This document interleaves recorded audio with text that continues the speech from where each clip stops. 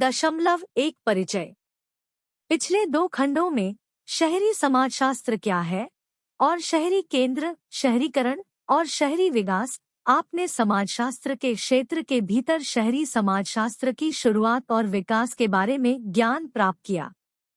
आप इसके फोकस, सामाजिक ऐतिहासिक संदर्भ और शहरी समाजशास्त्र बनाने वाले संबंधित विचारों से भी परिचित हुए। अब इस खंड में हम एक शहर और एक महानगर के विचारों पर चर्चा करेंगे। हम आपको यह समझने में मदद करने के लिए एक सामान्य और समाजशास्त्रीय परिप्रेक्ष्य प्रदान करेंगे कि एक शहर और एक महानगर को क्या परिभाषित करता है। 3.2 शहर की अवधारणा। विशेषज्ञ हमेशा समाजशास्त्रीय शब्दों की परिभाषाओं पर सहमत नहीं होते हैं और शहर की अवधारणा कोई अपवाद नहीं है। किसी शहर को परिभाषित करना ऐसी चुनौतियां पेश करता है जिनसे सभी समाजशास्त्री अवगत है। ममफोर्ड 1948 ने भी international encyclopedia of social sciences में अपने लेख शहर, रूप और कार्य में इसे स्वीकार किया है। उन्होंने लिखा, हालांकि शहर सभ्यता की शुरुआत से ही अस्तित्व में है, लेकिन लंबे समय तक विद्वानों द्वारा उनकी पूरी तरह से जांच नहीं की गई और उनकी परिभाषा अभी भी बहस का विषय है। लेवी स्ट्रॉस की टोटेमिज्म में अस्पष्टताओं की आलोचना भी इसी तरह हो सकती है। शहर शब्द को कम औचित्य के साथ लागू किया गया है क्योंकि शहर अपनी वास्तुकला और संस्थागत निरंतरता को बनाए रखते हुए विकसित हुए हैं। ऐसा लगता है कि हर किसी को एक सामान्य विचार है कि एक शहर क्या है, लेकिन कोई भी पूरी तरह से संतोषजनक परिभाषा के साथ नहीं आया है। अंग्रेजी में शहरी विकास के विभिन्न चरणों को अलग करने के लिए सटीक शब्दावली का अभाव है। छोटे गांवों, डोर्फ से लेकर छोटे शहरों, क्लेनस्टेड, मध्यम आकार के कस्बों, मित्तेलस्टेड, बड़े शहरों, ग्रॉसस्टेड और मेट्रोपोलिस, मिलियनस्टेड तक। अंग्रेजी में ईओपोलिस, पोलिस, मेट्रोपोलिस, मेगालोपोलिस और कॉनरबेशन जैसे शब्दों को समतुल्य श्रृंखला के रूप में सुझाया गया है। साथ ही क्षेत्रीय शहर और क्षेत्रीय शहरी ग्रिड को संभावित उभरते रूपों के रूप में सुझाया गया है। Mumford EBIT.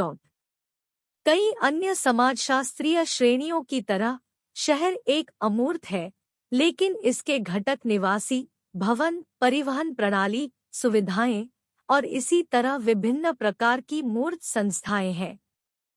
एक शहर को जो परिभाषित करता है वह इन तत्वों का समग्र रूप से कार्यात्मक एकीकरण है। बर्गेल 1955। हालांकि एक शहर केवल एक कार्य नहीं बल्कि विभिन्न प्रकार के कार्य करता है और ये सभी कार्य हर शहर में मौजूद नहीं होते हैं। वे अलग अलग शहरों में भिन्न हो सकते हैं और समय के साथ बदल सकते हैं। किसी शहर को परिभाषित करने के विभिन्न तरीके हैं, जिनमें कानूनी, सांख्यिकीय, घनत्व, व्यवसाय, समाजशास्त्रीय और आर्थिक दृष्टिकोण शामिल है। आइए उनमें से प्रत्येक के बारे में विस्तार से जानें। 3.3 कानूनी आधार परिभाषा। कई देशों में शहर की अवधारणा को कानूनी रूप से परिभाषित किया गया है। एक स्थान एक उच्च प्राधिकारी द्वारा दी गई औपचारिक घोषणा के माध्यम से एक शहर बन जाता है, जिसे चार्टर के रूप में जाना जाता है। भारत में किसी बस्ती को नगरपालिका या नागरिक का दर्जा देना या उसे एक शहर के रूप में नामित करना राज्य सरकार की जिम्मेदारी है। ऐसे कस्बों को वैधानिक शहर कहा जाता है। प्रक्रिया स्पष्ट है, लेकिन पहचान के मानदंड अलग अलग राज्यों में अलग अलग है और अक्सर असंतोषजनक होते हैं। यह इस तथ्य के बाद एक स्पष्टीकरण है, कोई स्थान सिर्फ इसलिए शहर नहीं है क्योंकि उसे एक चार्टर प्राप्त होता है। चार्टर यह मान्यता है कि यह एक शहर बन गया है। यह परिभाषा इस तथ्य को नजरअंदाज करती है कि कई पूर्वी शहरों को कभी भी चार्टर प्राप्त नहीं हुआ है और पश्चिम में शहरों और ग्रामीण क्षेत्रों के बीच कानूनी अंतर अपेक्षाकृत देर से विकसित हुआ है। 3.4 सांख्यिकीय आधार परिभाषा। एक और सीधा तरीका सांख्यिकीय संकेतकों का उपयोग करना है। अमेरिकी जनगणना ब्यूरो 2500 या अधिक निवासियों वाले किसी भी निगमित स्थान को एक शहर मानता है। हालांकि यह पद्धति सांख्यिकीविदों को संतुष्ट करती है, लेकिन यह अधिक समाजशास्त्रीय अंतर्दृष्टि प्रदान नहीं करती है। इस परिभाषा की मनमानी प्रकृति इस तथ्य से स्पष्ट है कि संयुक्त राज्य अमेरिका की जनगणना को अपनी जनसंख्या सीमा को 8000 से 4000 और अंततः वर्तमान आंकड़े में बदलना पड़ा। अन्य मुद्दों को संबोधित करने के लिए जनगणना में अतिरिक्त शहरी विकासों को शामिल करना पड़ा है, जैसे कि अनिगमित शहर या टाउनशिप। इसमें महत्वपूर्ण अंतर्राष्ट्रीय विविधताएं भी हैं। अधिकांश यूरोपीय देशों ने 1846 से फ्रांस के उदाहरण का अनुसरण किया है, जिसके लिए न्यूनतम 2000 जनसंख्या की आवश्यकता होती है।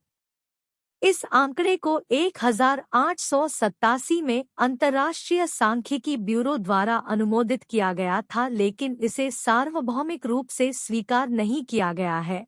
उदाहरण के लिए, कोरिया अभी भी 44,000 की बहुत अधिक न्यूनतम सीमा निर्धारित करता है। भारत में गैरवैधानिक शहरों के लिए कट ऑफ 5000 है। ऊपर उल्लिखित सांख्यिकीय परिभाषा के अनुसार एक निश्चित संख्या में निवासियों वाले स्थान को एक शहर माना जाता है। यह ध्यान रखना महत्वपूर्ण है कि केवल उस जनसंख्या आंकड़े तक पहुंचने से कोई स्थान शहर नहीं बन जाता। इसके अलावा न्यूनतम आवश्यक जनसंख्या वाले स्थान और 10 लाख से अधिक निवासियों वाले स्थान को ग्रामीण बस्तियों के बजाय शहर कहलाने का औचित्य साबित करने के लिए उनकी आबादी के आकार से परे कुछ विशेषताओं को साझा करना होगा। 3.5 जनसंख्या घनत्व का आधार। किसी शहर को परिभाषित करने का दूसरा तरीका जनसंख्या घनत्व को देखना है। लोगों की संख्या पर आधारित परिभाषा के समान जनसंख्या घनत्व पर आधारित परिभाषाओं पर भी सवाल उठे हैं। उस सटीक घनत्व को इंगित करना चुनौतीपूर्ण है जिस पर कोई बस्ती ग्रामीण से शहरी हो जाती है। कुछ गांवों में जनसंख्या घनत्व अधिक है, जबकि कुछ शहरी क्षेत्र खाली महसूस हो सकते हैं। मुंबई में झुग्गी झोपड़ियों की 55% से अधिक आबादी केवल 6% आवासीय क्षेत्रों में रहती है, जिससे ये हिस्से घनी आबादी वाले हो जाते हैं। हालांकि शहर के अन्य हिस्सों में प्रति एकड़ 50 से कम लोग हो सकते हैं। यही स्थिति नई दिल्ली में भी लागू है। लंदन के शहर में लगभग कोई निवासी नहीं है और रिचमंड, जो न्यूयॉर्क शहर का हिस्सा है, में नवपाषाणकालीन यूरोपीय ढेर आवासों की तुलना में कम जनसंख्या घनत्व है, जो संभवतः 30,000 वर्ग गज से कम पर 1300 लोगों तक रहते थे। शहर का घनत्व 10 ऑस्ट्रेलिया और न्यूजीलैंड से लेकर 33 पेरिस व्यक्ति प्रति वर्ग हेक्टेयर तक है। इन जटिलताओं के कारण एक निश्चित शहरी विशेषता के रूप में एक विशिष्ट न्यूनतम जनसंख्या घनत्व स्थापित करने के प्रयास दुर्लभ है। Walter F. विल्कॉक्स ने टॉम्पकिंस काउंटी, न्यूयॉर्क के घनत्व का अध्ययन करके एक अस्थायी प्रयास किया। उन्होंने निम्नलिखित श्रेणियां सुझाईं: प्रति वर्ग मील 100 से कम लोगों को देश, 100 से 1000 को गांव और 1000 से अधिक को शहर। हालांकि विल्कॉक्स ने स्वीकार किया कि यह सिर्फ एक शुरुआती बिंदु था, क्योंकि अन्य काउंटियों में स्थितियां भिन्न हो सकती हैं। यदि किसी शहर के भीतर जनसंख्या घनत्व भिन्न होता है, जबकि उसका चरित्र सुसंगत रहता है, तो यह माप वैधता खो देता है, क्योंकि मानक में उतार चढ़ाव नहीं होना चाहिए। 3.6 व्यवसाय का आधार। अकेले घनत्व मानदंड से संतुष्ट न होकर विल्कॉक्स ने शहरी केंद्रों को परिभाषित करने के लिए व्यावसायिक संरचना की अवधारणा पेश की।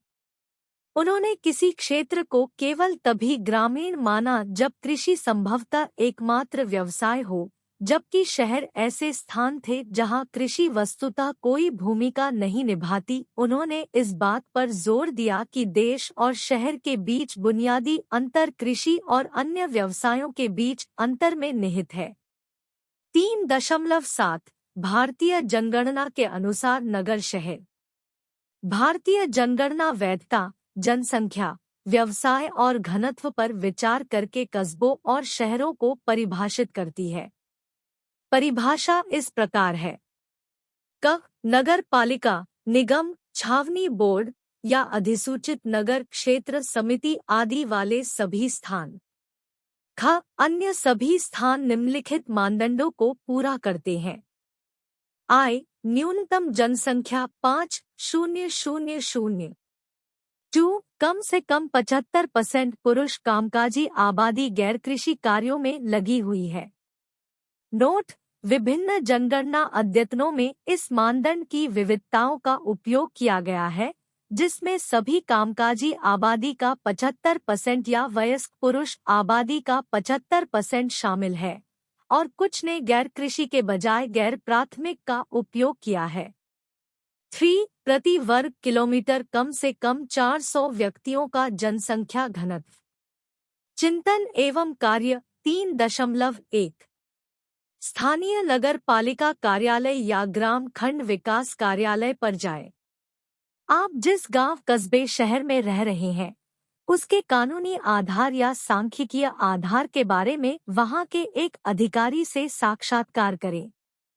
उपरोक्त विषय पर अपने शहर, कस्बे, गांव पर एक पेज की रिपोर्ट लिखें।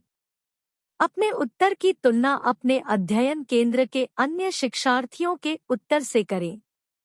विषय: चिंतन और कार्रवाई 3.1 रिपोर्ट मेरे गृहनगर के कानूनी और सांख्यिकीय आधार को समझना। प्रति: इग्नू अध्ययन केंद्र SC 1234। प्रेषक: एलिस स्मिथ। दिनांक: 30 अगस्त 2023।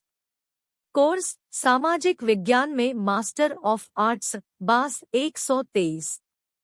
परिचय: इग्नू में एक छात्र के रूप में मैंने हाल ही में अपने गृहनगर सेरेनाविले, जो भारत के महाराष्ट्र राज्य में एक जीवंत और सांस्कृतिक रूप से समृद्ध स्थान है, के कानूनी और सांख्यिकीय आधार का पता लगाने के लिए एक यात्रा शुरू की। इस कार्य के लिए मैंने एक अधिकारी का साक्षात्कार लेने और अपने गृहनगर के प्रशासनिक और सांख्यिकीय पहलुओं के बारे में जानकारी जुटाने के लिए स्थानीय नगर पालिका कार्यालय सेरेनाविले नगर निगम का दौरा किया। नगर निगम अधिकारी के साथ साक्षात्कार। मुझे सेरेनाविले नगर निगम के एक अनुभवी अधिकारी श्री राजेश कुमार का साक्षात्कार लेने का सौभाग्य मिला, जिन्होंने हमारे शहर की कानूनी और सांख्यिकीय नींव के बारे में बहुमूल्य जानकारी साझा की। हमारी बातचीत के मुख्य अंश इस प्रकार है।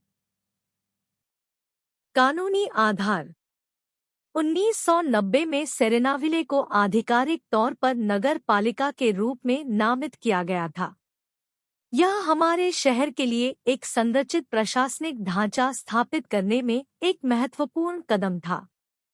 नगर पालिका के कामकाज का कानूनी आधार मुख्य रूप से महाराष्ट्र के नगर पालिका अधिनियमों के इर्दगिर्द घूमता है, जो स्थानीय शासी निकाय की भूमिकाओं, जिम्मेदारियों और शक्तियों को रेखांकित करता है।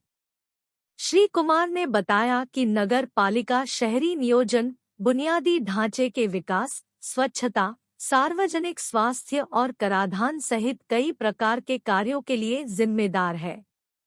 इन जिम्मेदारियों को विशिष्ट कानूनी प्रावधानों द्वारा रेखांकित और निर्देशित किया जाता है। सांख्यिकीय आधार: हमारे शहर को प्रभावी ढंग से प्रबंधित और विकसित करने के लिए सटीक सांख्यिकीय डेटा आवश्यक है। नगर पालिका कार्यालय एक व्यापक डेटाबेस रखता है, जिसमें जनसांख्यिकीय, आर्थिक और बुनियादी ढांचे से संबंधित आंकड़े शामिल हैं। 2021 में आयोजित सबसे हालिया जनगणना में सेरेनाविले में लगभग 2 लाख लोगों की आबादी बताई गई है। यह डेटा संसाधन आवंटन और शहरी नियोजन की नींव बनाता है।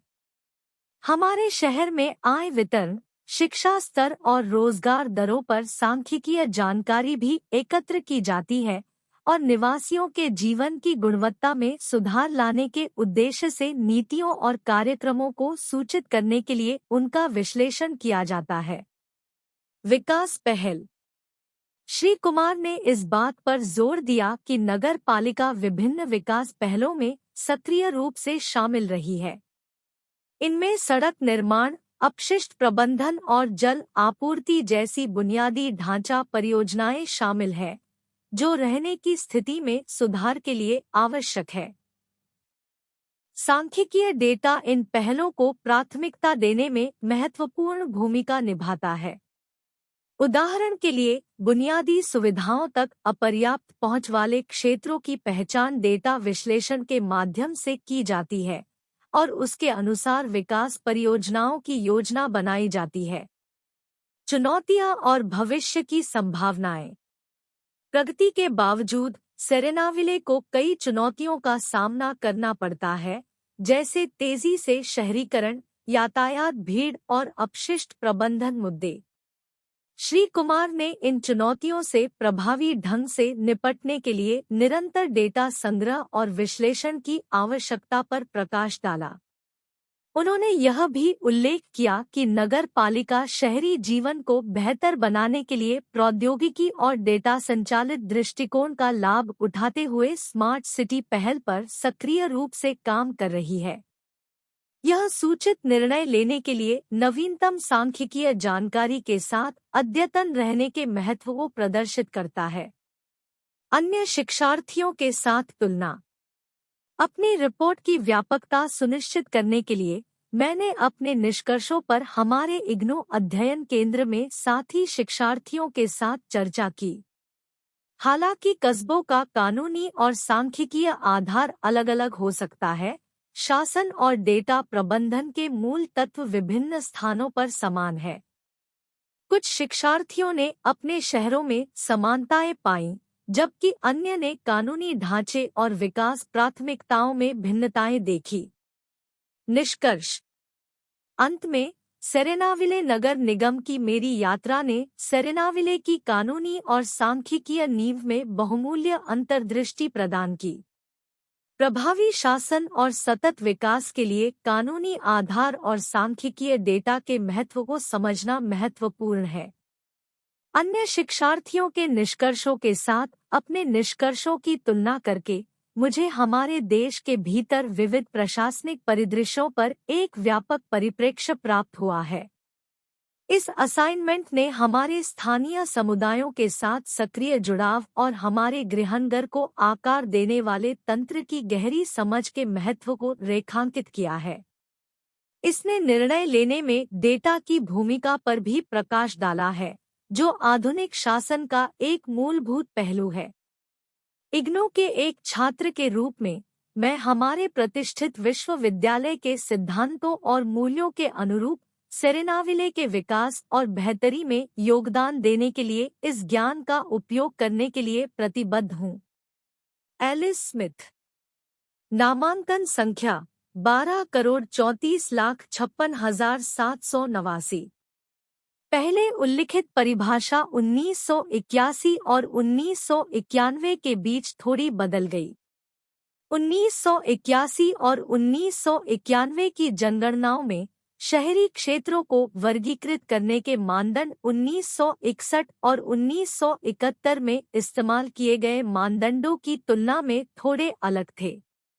1961 और 1971 में वानिकी, मछली पकड़ने, पशुधन, शिकार, लकड़ी काटने, वृक्षारोपण और बागों, जो औद्योगिक श्रेणी 3 के अंतर्गत आते हैं, से संबंधित नौकरियों में काम करने वाले लोगों को गैर कृषि गतिविधियों में शामिल माना जाता था। हालांकि 1981 और 1991 की जनगणना में गैर कृषि क्षेत्रों में पुरुष कामकाजी आबादी का निर्धारण करते समय इन गतिविधियों को कृषि गतिविधियों के रूप में गिना गया था। इसके अतिरिक्त राज्य सरकारों के परामर्श से जनगणना निदेशकों को विशिष्ट शहरी विशेषताओं वाले कुछ स्थानों को शहरी क्षेत्रों के रूप में लेबल करने का विवेक दिया गया। भले ही वे ऊपर श्रेणी बी में उल्लिखित सभी मानदंडों को सख्ती से पूरा नहीं करते हों, 1991 की जनगणना में बंद कर दिया गया था। यह प्रथा 2001 की जनगणना में भी जारी रही।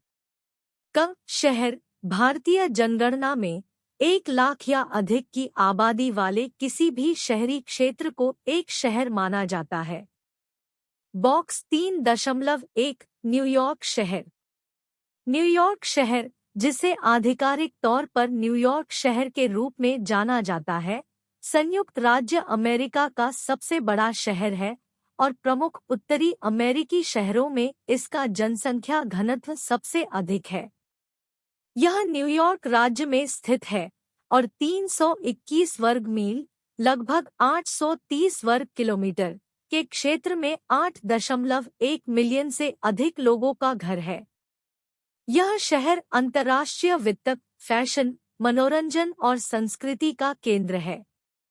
इसे दुनिया के प्रमुख वैश्विक शहरों में से एक के रूप में व्यापक रूप से मान्यता प्राप्त है और इसमें संग्रहालयों, कला दीर्घाओं, प्रदर्शन स्थलों, मीडिया आउटलेट, बहुराष्ट्रीय निगमों और वित्तीय बाजारों की एक प्रभावशाली श्रृंखला है।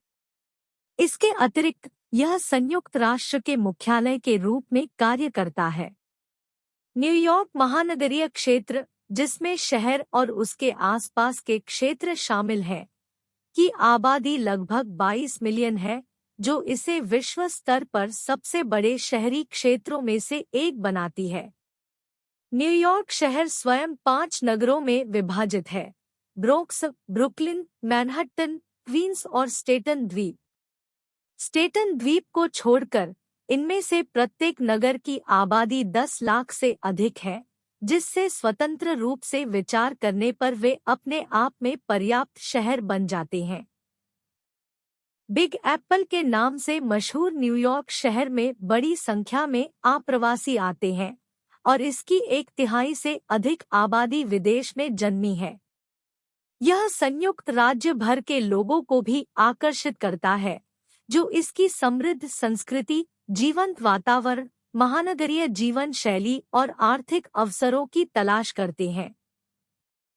विशेष रूप से इसे 25 सबसे बड़े अमेरिकी शहरों में से सबसे सुरक्षित में से एक माना जाता है। स्रोत: the encyclopedia of New York city, Kenneth T Jackson, 1995। 3.8 समाजशास्त्रीय परिभाषा। कुछ विशेषज्ञ शहर का वर्णन ऐसे स्थान के रूप में करते हैं जो इतना बड़ा हो गया है कि इसके निवासी अब एक दूसरे को अच्छी तरह से नहीं जानते हैं। सोमबार्ट इसे समाजशास्त्री परिभाषा कहते हैं। यह परिभाषा बहुत छोटे शहरों पर लागू नहीं होती। बड़े शहरों में लोग देश में कहीं और की तुलना में अधिक आमने-सामने बातचीत करते हैं। इस वजह से सोरोकिन और जिम्मरमैन अधिक मेलजोल को ग्रामीण क्षेत्रों की नहीं बल्कि शहरी क्षेत्रों की विशेषता के रूप में देखते हैं। भारत में छोटे शहर गांवों के समान होते हैं, इसलिए यह परिभाषा वहां काम नहीं कर सकती है। 3.9 एकाधिक मानदंड। चूंकि किसी शहर को परिभाषित करने के लिए एक भी मानदंड ढूंढना सफल नहीं रहा है, सोरोकिन, जिम्मरमैन, मोनियर और सोमबार्ट जैसे कुछ लेखकों का मानना है कि एक उचित परिभाषा में कारकों का संयोजन शामिल होना चाहिए, जिन्हें अक्सर एकाधिक या मिश्रित परिभाषाएं कहा जाता है। हालांकि मोनियर का समाधान बहुत संतोषजनक नहीं है। वह एक शहर को अपनी जनसंख्या के आकार के लिए एक छोटे भौगोलिक क्षेत्र या इसकी मानव आबादी की तुलना में सीमित क्षेत्रीय तत्वों वाला एक संपूर्ण समाज के रूप में परिभाषित करता है। इसका अनिवार्य रूप से मतलब है कि एक शहर में जनसंख्या घनत्व अधिक है। लेकिन यह स्पष्ट नहीं करता है कि कब कोई बस्ती घनत्व के कारण ग्रामीण से शहरी में बदल जाती है, जिससे यह बहुत उपयोगी नहीं रह जाती है। सोरोकिन और जिम्मरमैन एक स्पष्ट दृष्टिकोण प्रदान करते हैं। वे 8 विशेषताएं सूचीबद्ध करते हैं जो शहरी क्षेत्रों को ग्रामीण क्षेत्रों से अलग करती है। 1. व्यवसाय, 2. पर्यावरण, 3. समुदाय का आकार, 4. जनसंख्या घनत्व, 5. जनसंख्या विविधता, 6. सामाजिक अंतर और पदानुक्रम, 7. गतिशीलता और 8. बातचीत की प्रणाली, संपर्कों की संख्या और प्रकार। इनमें से कुछ विशेषताओं पर पहले चर्चा की जा चुकी है। मुख्य प्रश्न यह है कि एक ग्रामीण क्षेत्र कब शहरी क्षेत्र में परिवर्तित होता है, यह देखते हुए कि ये सभी विशेषताएं शहरों और गांवों दोनों में मौजूद हैं। शीर्षक: क्या भारतीय शहर सामाजिक दृष्टि से सचमुच शहरी है? परिचय: शहरीकरण की अवधारणा समय के साथ महत्वपूर्ण रूप से विकसित हुई है और यह केवल जनसंख्या घनत्व या बुनियादी ढांचे द्वारा परिभाषित नहीं है। शहरीकरण समाजशास्त्रीय अर्थ में एक शहर के भीतर सामाजिक, आर्थिक और सांस्कृतिक जीवन के विभिन्न पहलुओं को शामिल करता है। इस चिंतन और कार्य असाइनमेंट में मेरा लक्ष्य यह पता लगाना है कि क्या दिल्ली, आगरा, लखनऊ और अन्य भारतीय शहर समाजशास्त्रीय अर्थ में वास्तव में शहरी है। शहरीकरण को परिभाषित करना। शहरीकरण विभिन्न सामाजिक आर्थिक पहलुओं में परिवर्तन के साथ ग्रामीण से शहरी क्षेत्रों में जनसंख्या के स्थानांतरण की प्रक्रिया है। किसी शहर की समाजशास्त्रीय शहरीता को न केवल उसके आकार या आर्थिक गतिविधि को प्रतिबिंबित करना चाहिए, बल्कि उसकी सांस्कृतिक विविधता, सामाजिक गतिशीलता, बुनियादी ढांचे के विकास और सेवाओं तक पहुंच को भी प्रतिबिंबित करना चाहिए। आइए भारतीय शहरों के संदर्भ में इन कारकों पर गौर करें। सांस्कृतिक विविधता। शहरीकरण की परिभाषित विशेषताओं में से एक सांस्कृतिक विविधता है। शहर अक्सर विभिन्न संस्कृतियों, भाषाओं और परंपराओं को पिघलाने वाले बर्तन होते हैं। इस अर्थ में दिल्ली, आगरा और लखनऊ जैसे भारतीय शहर निर्विवाद रूप से शहरी है। ये शहर ऐतिहासिक रूप से संस्कृति और व्यापार के केंद्र रहे हैं, जो देश भर और यहाँ तक कि दुनिया भर से लोगों को आकर्षित करते हैं।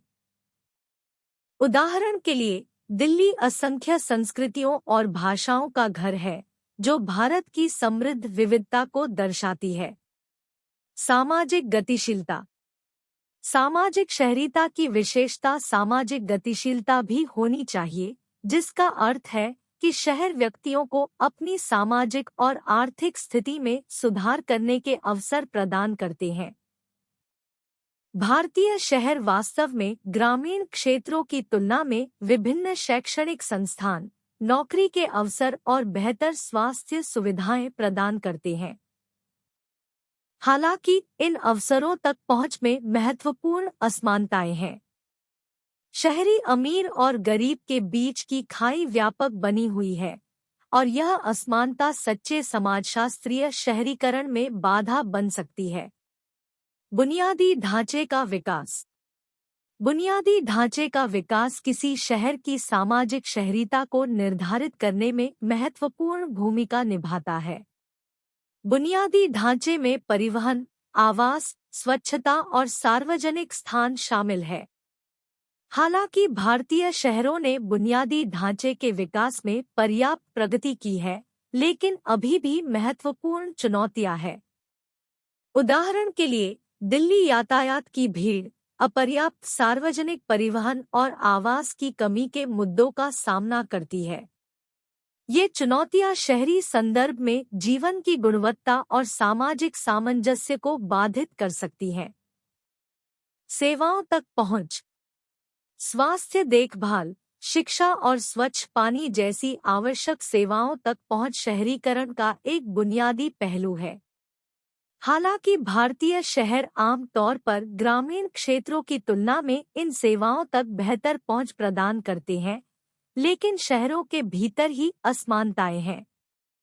दिल्ली और लखनऊ जैसे शहरों में प्रचलित मलिन बस्तियों और अनौपचारिक बस्तियों में अक्सर बुनियादी सुविधाओं का अभाव होता है, जो इन क्षेत्रों के समाजशास्त्रीय शहरीकरण के लिए एक चुनौती है। सामाजिक शहरीकरण की चुनौतियां। भारतीय शहरों के समाजशास्त्रीय शहरीकरण में कई चुनौतियां बाधक है। इसमें शामिल है अधिक जनसंख्या। भारतीय शहर अक्सर अत्यधिक भीड़-भाड़ वाले होते हैं, जिससे संसाधनों और सेवाओं पर दबाव पड़ता है। इससे जीवन की गुणवत्ता और सामाजिक एकजुटता प्रभावित हो सकती है। अनौपचारिक अर्थव्यवस्था। भारत में शहरी रोजगार का एक महत्वपूर्ण हिस्सा अनौपचारिक क्षेत्र में है, जिसमें नौकरी की सुरक्षा और लाभों का अभाव है। इससे सामाजिक गतिशीलता और स्थिरता में बाधा आ सकती है। पर्यावरणीय गिरावट। भारत में तेजी से हो रहे शहरीकरण ने वायु प्रदूषण और अपर्याप्त अपशिष्ट प्रबंधन जैसे पर्यावरणीय मुद्दों को जन्म दिया है, जो शहरी निवासियों के स्वास्थ्य और कल्याण को प्रभावित कर रहा है। अपर्याप्त योजना। कई भारतीय शहरों में उचित शहरी नियोजन का अभाव है, जिसके कारण अव्यवस्थित विकास, झुग्गी झोपड़ियों का प्रसार और अकुशल संसाधन आवंटन होता है।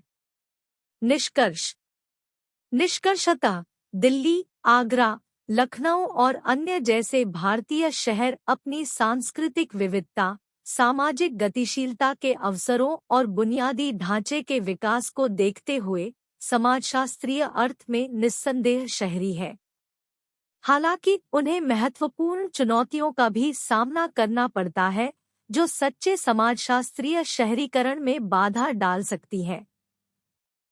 शहरी केंद्रों के रूप में अपनी पूरी क्षमता का एहसास करने के लिए इन शहरों के लिए असमानता, अधिक जनसंख्या और पर्यावरणीय गिरावट के मुद्दों को संबोधित करना आवश्यक है। इग्नू के छात्रों के रूप में हमें इन चुनौतियों से निपटने में भूमिका निभानी है। अनुसंधान, वकालत और सामुदायिक सहभागिता के माध्यम से हम अपने शहरों के विकास और सुधार में योगदान दे सकते हैं। यह महत्वपूर्ण है कि हम भारत में अधिक समावेशी, टिकाऊ और सही मायने में सामाजिक रूप से शहरी वातावरण बनाने के लिए सामूहिक रूप से काम करें। 3.10 बाजार का आधार। दुनिया के कुछ हिस्सों में अद्वितीय मानव बस्तियां हैं, जिन्हें कारीगर गांव के रूप में जाना जाता है, जहां सभी निवासी एक ही शिल्प में शामिल होते हैं। एक अन्य उदाहरण मछली पकड़ने वाले गांव है, जो ग्रामीण या शहरी श्रेणियों में अच्छी तरह से फिट नहीं होते हैं, लेकिन उनकी अपनी विशिष्ट विशेषताएं हैं। मछली पकड़ना भोजन इकट्ठा करने की एक विशेष विधि के रूप में पौधों और जानवरों को पालतू बनाने से पहले का है, जिससे यह एक पूर्व ग्रामीण गतिविधि बन गई है। यूरोप में नवपाषाण युग से पहले भी मछली पकड़ने के गांव मौजूद थे, जैसे पुर्तगाल के मुगे के पास। कुछ आदिम समुदाय आज भी जीविका के लिए मुख्य रूप से समुद्र पर निर्भर हैं। हालांकि ये बस्तियां सेलम, मैसाचुसेट्स जैसी जगहों से अलग हैं, जहां के निवासी व्यावसायिक मछली पकड़ने के माध्यम से अमीर बन गए। मुख्य अंतर स्पष्ट है, एक समूह अनिवार्य रूप से मछली पर निर्भर रहता है, जबकि दूसरा लाभ के लिए मछली पकड़ने में संलग्न है। इसलिए हम उन समुदायों को गैरशहरी मानते हैं, यदि उनकी प्राथमिक गतिविधियां उपभोग के इर्दगिर्द घूमती है।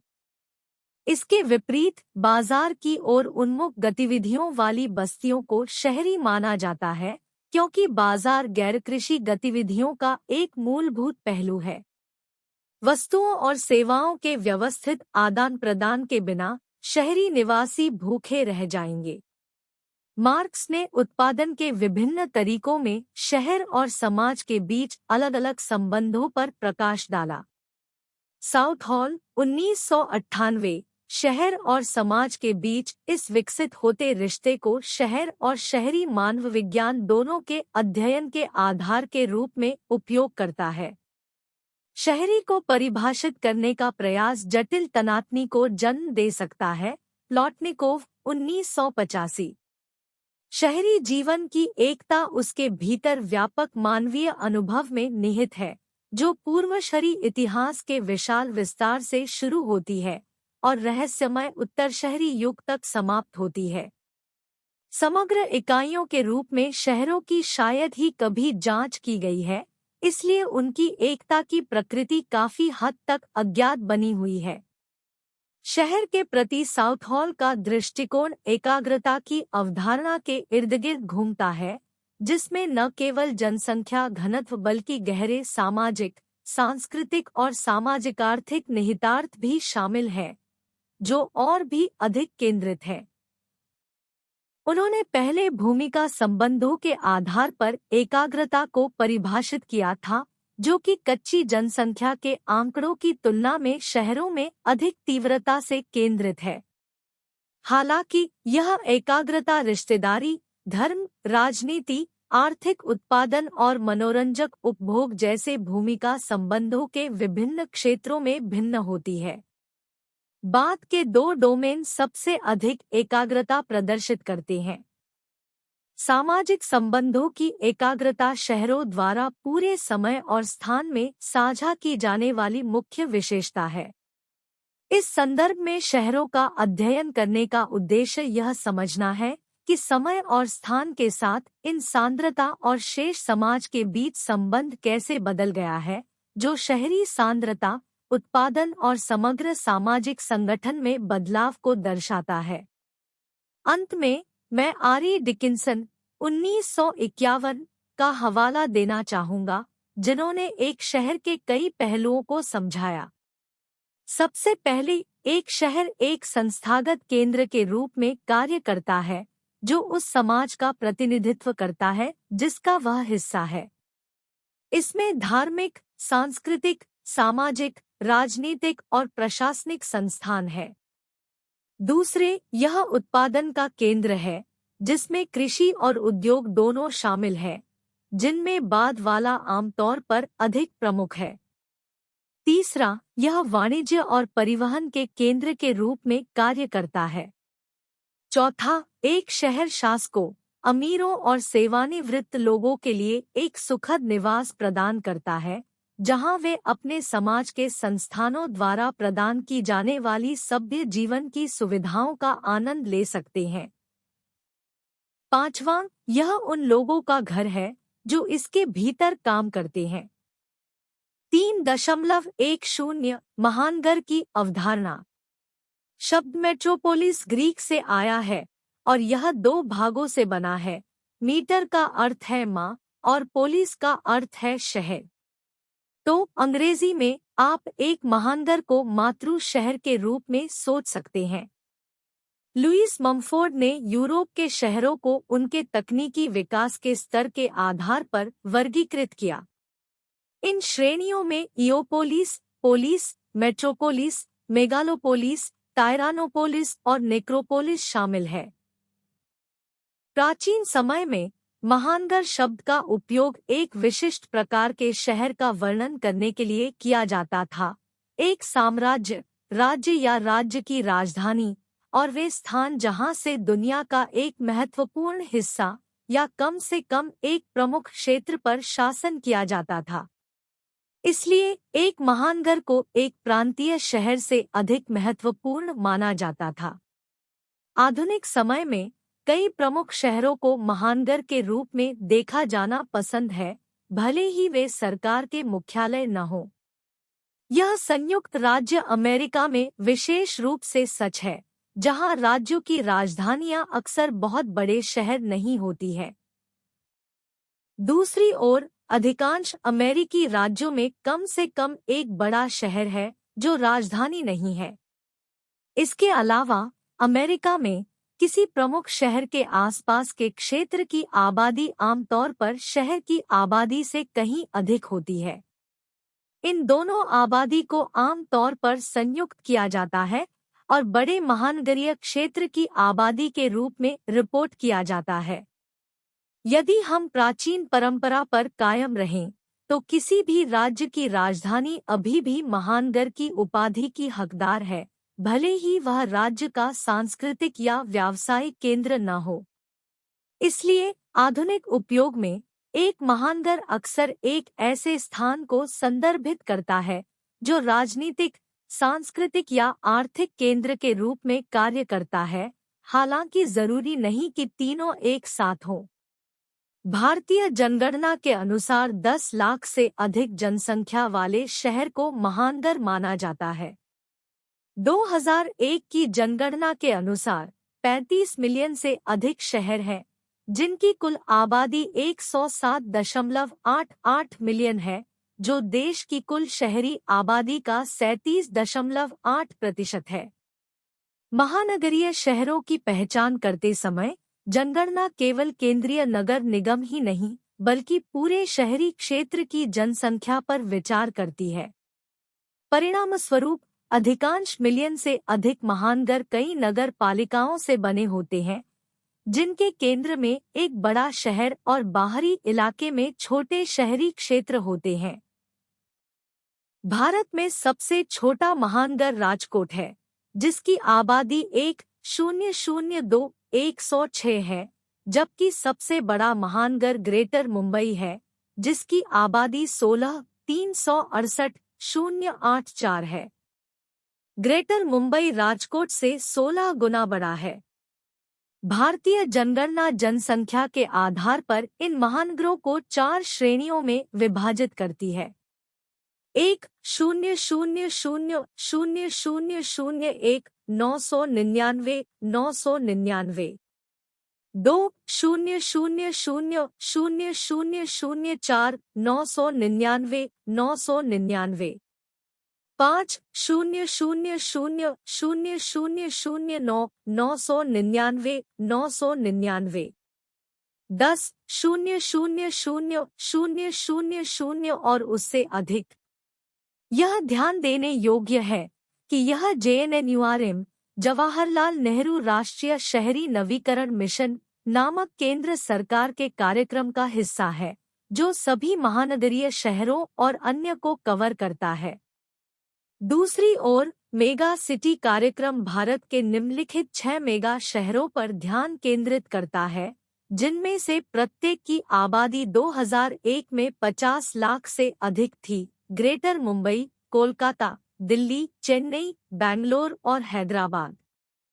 बॉक्स 3.3 जवाहरलाल नेहरू राष्ट्रीय शहरी नवीकरण मिशन JNNURM भारत निवेश के अवसरों और नौकरी असाइनमेंट के लिए देशी और विदेशी दोनों का ध्यान आकर्षित कर रहा है। हालांकि उनके बीच एक आम चिंता देश में अपर्याप्त बुनियादी ढांचा है। इसे संबोधित करने के लिए यूपीए सरकार ने जवाहरलाल नेहरू राष्ट्रीय शहरी नवीकरण मिशन JNNURM नामक एक महत्वपूर्ण पहल शुरू की है, जो आशा की किरण लेकर आई है। JNNURM का उद्देश्य अहमदाबाद से इम्फाल और श्रीनगर से तिरुवनंतपुरम तक भारत भर के 63 प्रमुख शहरों और कस्बों की स्थितियों में सुधार करना है। शहरी नियोजन और वास्तुकला विभाग SPA के प्रमुख कावस कपाड़िया इस बात पर जोर देते हैं कि सरकार ने आखिरकार शहरी क्षेत्रों पर ध्यान केंद्रित करने के महत्व को पहचान लिया है। वर्तमान में भारत की 1 अरब से अधिक आबादी का लगभग 30% शहरी क्षेत्रों में रहता है और यह प्रतिशत तेजी से बढ़ रहा है। ऐसा अनुमान है कि 20 वर्षों के भीतर 40 से 50% आबादी शहरी क्षेत्रों में रहने लगेगी। दिसंबर 2005 में लॉन्च किए गए इस 7 साल के मिशन का बजट 1,20,536 करोड़ रुपए है। प्राथमिक लक्ष्य शहरी विकास के लिए जिम्मेदार नामित एजेंसियों को सीधे धन पहुंचाना है। आवंटित धनराशि का उपयोग मुख्य रूप से सड़क नेटवर्क, परिवहन, जल आपूर्ति, स्वच्छता, ठोस अपशिष्ट प्रबंधन और पुराने शहर क्षेत्रों के पुनर्विकास में सुधार के लिए किया जाएगा। इसके अतिरिक्त इसमें वाणिज्यिक और औद्योगिक इकाइयों को विशिष्ट क्षेत्रों में स्थानांतरित करना शामिल हो सकता है। इस मिशन का दूसरा भाग आवास परियोजनाओं के वित्तपोषण और शहरी गरीब समुदायों के लिए आवश्यक सुविधाएं बनाने के लिए समर्पित है। स्रोत: बानो राहत मिशन पॉसिबल। जैसा कि हिंदुस्तान टाइम्स HT एस्टेट्स शनिवार 8 जुलाई 2006 में रिपोर्ट किया गया है। 3.12 निष्कर्ष: समाजशास्त्र के अन्य शब्दों की तरह शहर की अवधारणा की भी अपनी जटिलताएं हैं। समाजशास्त्रियों और अन्य सामाजिक वैज्ञानिकों ने इसे उन मानदंडों के आधार पर विभिन्न तरीकों से परिभाषित किया है जिन्हें वे महत्वपूर्ण मानते हैं। एक शहर एक अमूर्त विचार है, लेकिन यह इसके निवासियों और परिवहन प्रणालियों जैसे मूर्त तत्वों पर बनाया गया है। इस इकाई में आपने सीखा कि शहरों को विभिन्न दृष्टिकोणों से कैसे समझा जाता है, जैसे कि उनका कानूनी आधार, सांख्यिकीय डेटा, जनसंख्या घनत्व और बहुत कुछ। आपने महानगर शब्द के बारे में भी ज्ञान प्राप्त किया है। एक महानगर को अक्सर मदर सिटी कहा जाता है। इसके विशिष्ट मानदंड है, जिसमें एक महत्वपूर्ण जनसंख्या और राजनीति, संस्कृति और अर्थशास्त्र का केंद्रीय केंद्र होना शामिल है। भारत में जनगणना के अनुसार 10 लाख से अधिक आबादी वाले शहर को महानगर माना जाता है। राजकोट भारत का सबसे छोटा महानगर है, जबकि ग्रेटर बॉम्बे सबसे बड़ा है।